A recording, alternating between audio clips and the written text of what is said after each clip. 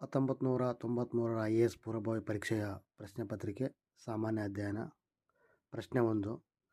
ಗಡಿಯಾರದಲ್ಲಿರುವ quartz ಸ್ಫಟಿಕ ಯಾವ ಸಿದ್ಧಾಂತದ ಪ್ರಕಾರ ಕಾರ್ಯನಿರ್ವಹಿಸುತ್ತದೆ ಎಂದರೆ? ಆಪ್ಷನ್ ಎ ಫೋಟೋ ಎಲೆಕ್ಟ್ರಿಕ್ ಪರಿಣಾಮ, ಆಪ್ಷನ್ ಬಿ ಜಾನ್ಸನ್ ಪರಿಣಾಮ, ಆಪ್ಷನ್ ಸಿ ಪೀಜೋ ಎಲೆಕ್ಟ್ರಿಕ್ ಪರಿಣಾಮ, ಆಪ್ಷನ್ ಡಿ ಎಡಿಸನ್ ಪರಿಣಾಮ. ಉತ್ತರ ಸಿ ಪೀಜೋ ಎಲೆಕ್ಟ್ರಿಕ್ ಪರಿಣಾಮ. ಎರಡನೇ ಪ್ರಶ್ನೆ.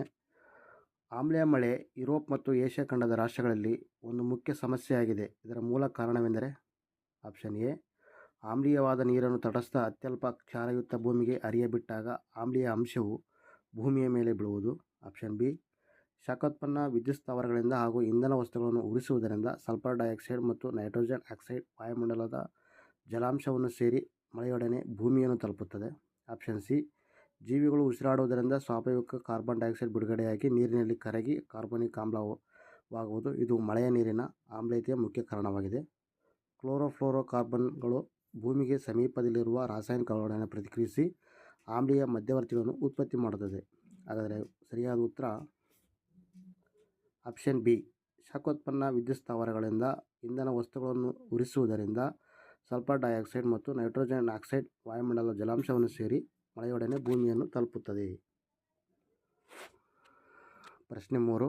ಭಾರತದಲ್ಲಿ ಪಶ್ಚಿಮದಿಂದ ಪೂರ್ವಕ್ಕೆ ಹೋದರೆ ಕ್ರಮಾಂಕವಾಗಿ ಸಿಕ್ಕುವ ನಗರಗಳು ಯಾವುವು? Option A Rajkot, Baroda, Kharagpur. Option B Bikaner, Aligarh, Darbhanga, Naugaon, Indore, Rourkela, Agartala, Jamshedpur. Option D Nashik, Aurangabad, Berhampur, Nanded. ಆಗ ಸರಿಯಾದ ಉತ್ತರ ಬಿ ಬಿಕಾನೇರ್, ಅಲಿಗಢ್, ದರ್ಭಂಗ್, ನೌಗಾಂವ್. ಪ್ರಶ್ನೆ 4. ಭಾರತದ ವಜ್ರ ರಫ್ತುಗಳಿಕೆಯು ಸಾಕಷ್ಟು ಅಧಿಕವಾಗಿದೆ. ಕೆಳಗಿನ ಯಾವ ಅಂಶವು ಇದಕ್ಕೆ ಸಹಾಯಕವಾಗಿದೆ? ಆಪ್ಷನ್ ಎ ಸ್ವಾತಂತ್ರ್ಯ ಪೂರ್ವದಲ್ಲಿ ಸಂಗ್ರಹಿಸಲ್ಪಟ್ಟ ವಜ್ರವನ್ನು ಈಗ ರಫ್ತು ಮಾಡುತ್ತಿರುವುದು. ದೇಶದಲ್ಲಿ ಅಧಿಕ ಪ್ರಮಾಣದ ಕೈಗಾರಿಕಾ ವಜ್ರದ ಉತ್ಪನ್ನ.